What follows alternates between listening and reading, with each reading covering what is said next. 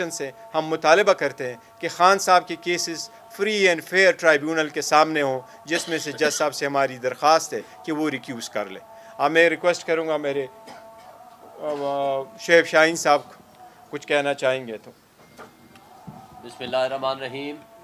اس کو آواز آپ تک پہنچ رہی ہے؟ بس ٹھیک ہے۔ بسم اللہ الرحمن الرحیم۔ ہمارے چیئرمین صاحب نے آپ کو جن باتوں کی طرف متوجہ کر دیا ہے، اسی میں صرف ایک دو پوائنٹ ایڈ کروں گا۔ پہلا جو کویسچن آپ کا الیکشن کے حوالے سے تھا، دیکھیں پی ٹی آئی نے الیکشن کے انعقاد کے لیے پچھلے 1.5 پونے 2 سال سے اسٹرگل کر رہی ہے۔ پچھلا سارا سال بھی ہم نے اسٹرگل کیا، اور اس سال جب 2 صوبوں کی حکومتیں ختم ہوئیں تو سب سے پہلے اسلام آباد ہائی کورٹ بار کے پریزیڈنٹ کی حیثیت سے میں نے پٹیشن فائل کی تھی، اور اس کے ساتھ ہی آپ کو یاد ہوگا اسپیکرز نے پٹیشن فائل کی، جس کا فیصلہ 1 مارچ کا آیا۔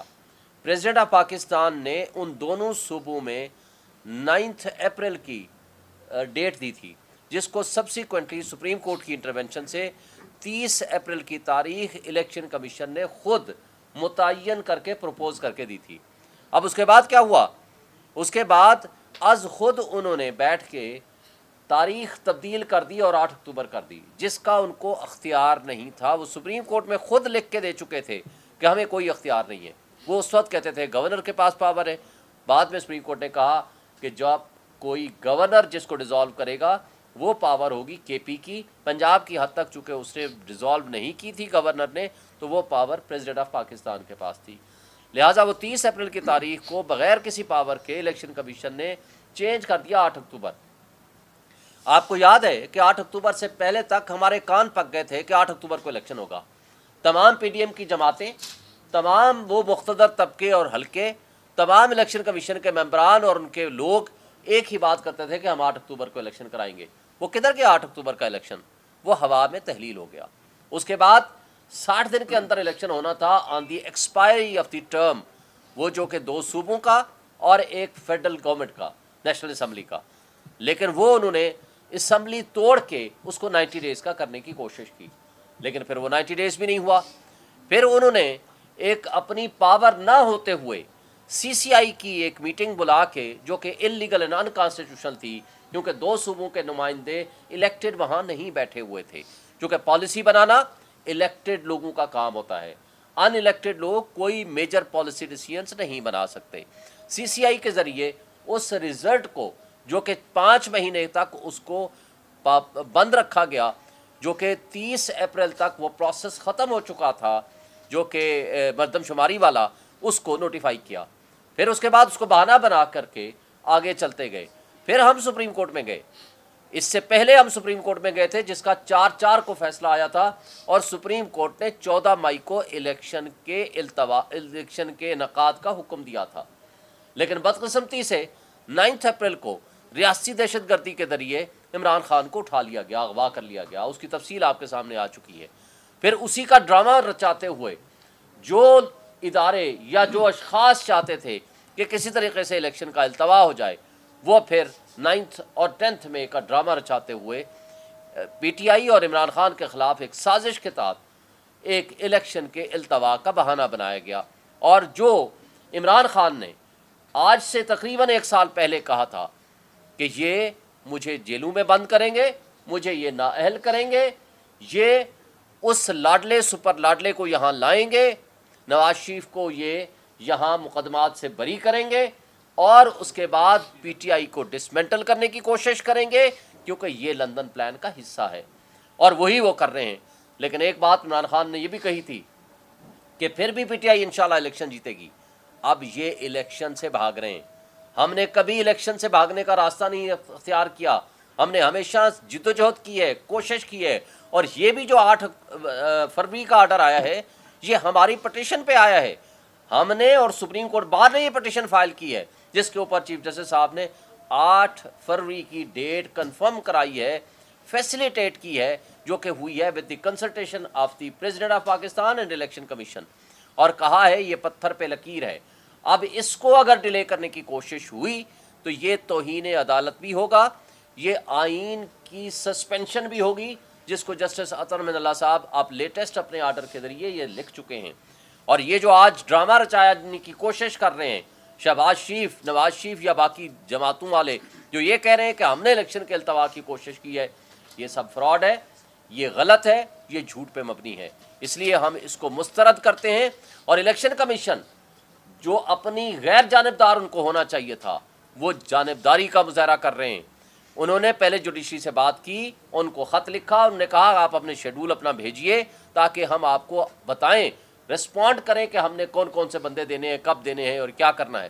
لیکن ان کو دوبارہ لکھنے کی بجائے انہوں نے ان مینجمنٹ کے ایگزیکٹو کے لوگوں کو ڈسٹرکٹ ریٹرننگ آفیسر اور اسسٹنٹ ریٹرننگ آفیسر بنا دیا، جو کہ پہلے ہی باعث ہیں ہمارے خلاف، ہمارے لوگوں کو اٹھا رہے ہیں، مقدمات بنا رہے ہیں، پابند سلاسل کر رہے ہیں، 3 MPO کے تحت ان کے خلاف آرڈرز کر رہے ہیں. تو وہ کیا انصاف پہ مبنی وہ الیکشن کرائیں گے؟ لیکن اس کے باوجود ہم یہ مطالبہ کرتے ہیں کہ فوری طور پر کل تک یہ الیکشن شیڈول کا اناؤنس کریں تاکہ پروسیس آف الیکشن ڈیلے نہ ہو. اگر آپ کریں گے تو یہ اسی طرح کا جرم ہوگا جو آلریڈی آپ نے 30 اپریل کو الیکشن نہ کرا کے کیا، جو آپ نے 14 مئی کو الیکشن نہ کرا کے کیا، جو آپ نے 8 اکتوبر کو الیکشن نہ کرا کے کیا، بلکہ پریزیڈنٹ آف پاکستان نے جو تاریخ پروپوز کی تھی 6 نومبر والی، اس کو بھی آپ نے الیکشن نہیں کرایا. تو یہ ایک جرم کا بہت بڑا مزید اضافہ ہوگا جو کہ سپریم کورٹ آپ کو معاف نہیں کرے گی، نہ ہی قوم اور عوام معاف کرے گی. جو ملٹری ٹرائل کے حوالے سے ہمارے چیئرمین صاحب نے آپ کو بتا دیا، اس میں 1-2 باتیں میں ایڈ کرنا چاہوں گا. وہ یہ ہے کہ یہ فیصلہ دیکھ کے قوم مایوس ہوئی ہے. ہمارے وکلا، ہمارے جورسٹ، ہمارے وہ جو لیگل ایکسپرٹس ہیں وہ مایوس ہوئے ہیں. جب یہ کیس اوریجنل سائٹ پہ شروع ہوا تھا اور انہوں نے یہ آ کر اسٹیٹمنٹ دی تھی after consultation and instructions of the high and establishment کے کہنے پہ انہوں نے دی تھی، اور یہ کہا تھا کہ ہم ٹرائل سٹارٹ نہیں کریں گے جب تک سپریم کورٹ فیصلہ نہ کرے. اس لیے جب اب فیصلہ آ چکا کہ وہ لا جو بنا تھا آرمی ایکٹ میں ترمیم آئی تھی جو سویلینز کا ٹرائل کر سکتے ہیں، وہ انکانسٹیٹیوشنل ہے. اور نہ صرف وہ بلکہ ٹرائل بھی انکانسٹیٹیوشنل ہے. تو اس فیصلے کے بعد جب تک اپیل کا فیصلہ نہیں آتا، اس انڈرٹیکنگ کا پاس رکھتے ہوئے وہ ٹرائل سٹارٹ نہیں ہونا چاہیے تھا. یہ آرڈر سسپینشن کسی صورت نہیں بنتی تھی. دوسری بات اس میں ود ریسپیکٹ ہمارے سینئر جج جسٹس طارق مسعود صاحب آلریڈی اپنے پچھلے فیصلے کے پیراگراف 3 میں یہ لکھ چکے ہیں کہ یہ 184(3) کا کیس نہیں بنتا. جب اوریجنل سائٹ سے کوئی جج صاحب اپنی اوپینین دے دے تو ایپلیٹ سٹیج پہ ان کو اس بینچ میں نہیں بیٹھنا چاہیے تھا. پھر تیسری بات، جسٹس اعجاز الحسن صاحب نے جو خط لکھا کہ یہ کمیٹی کا فیصلہ ہوا تھا، یہ 7 ممبر بینچ ہوگا اور سینئر موسٹ جج صاحبان اس میں شامل ہوں گے. اس میں چیف جسٹس قاضی فائز عیسیٰ صاحب کو خود اس کی سربراہی کرنی چاہیے تھی. پھر سینئر ججز جس میں جسٹس جمال مندوخیل صاحب، جسٹس اطہر من اللہ صاحب، جسٹس شاہد وحید صاحب اس بینچ کا حصہ نہیں ہیں، ان کو ہونا چاہیے تھا.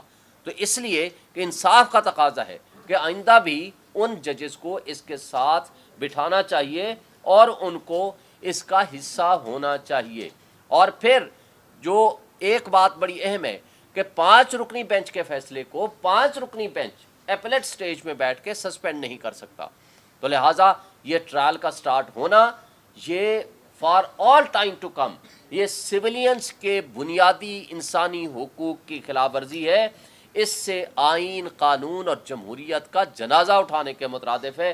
اس کے میں سمجھتا ہوں کہ اس کو ریکنسیڈر کرنے کی ضرورت ہے. پھر جو بات جسٹس عامر فاروق صاحب کے حوالے سے 1 سے زائد مرتبہ ہم کہہ چکے ہیں کہ انہوں نے اپنا متعصب رویہ خود پبلک کے سامنے ایکسپوز کر دیا ہے.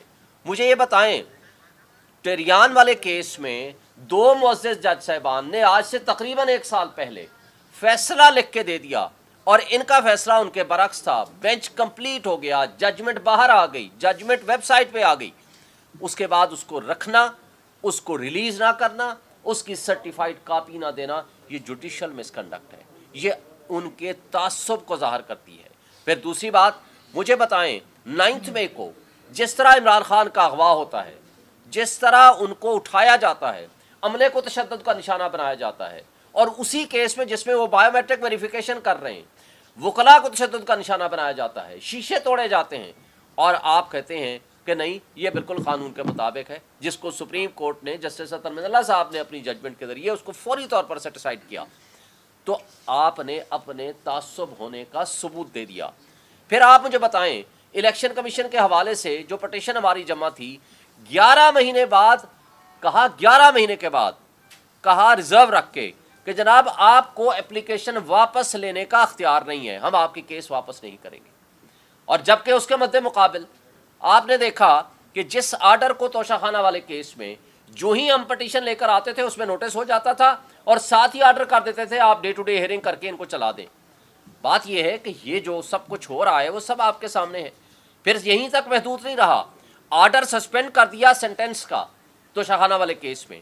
جب ہم گئے کہ ہم نے آرڈر کو بھی سسپینڈ کر دیں تاکہ ہمارے اوپر جو تلوار لٹک رہی ہے کہ ہماری وہ چیئرمین شپ بھی جانے والی ہے اور ہمیں الیکشن سے لڑنے کی بھی اجازت نہیں ہوگی، آپ اس کو ختم کریں، وہ چوتھی دفعہ بحث ہو چکی ہے، ابھی تک وہ آرڈر ریزرو ہے۔ اس کے مد مقابل اس سپر لاڈلا کو جو کرپشن کا بادشاہ ہے، جو آج بھی ایون فیلڈ اپارٹمنٹ، میں چھوڑ دیتا ہوں ساری باتیں، آپ بتا دیں حسن نواز نے کہا کہ ہم اس میں رینٹ آتا ہے پاکستان سے، ہم اس میں رہتے ہیں، تو آج بتا دیں وہ لینڈ لارڈ کون ہے جس کو آپ رینٹ دیتے ہیں۔ حسین نواز نے آ کر جیو کے پروگرام میں آ کر کہا جی الحمدللہ یہ فلیٹ ہمارے ہیں اور بینیفیشل اونر مریم نواز ہیں، پھر آج بتا دیں کہ وہ آج کس کے ہیں۔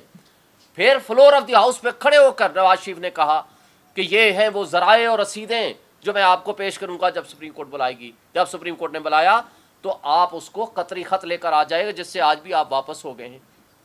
مجھے آج بتا دیں 30 سال سے آپ اور آپ کا خاندان رہ رہا ہے تو ہے کس کے؟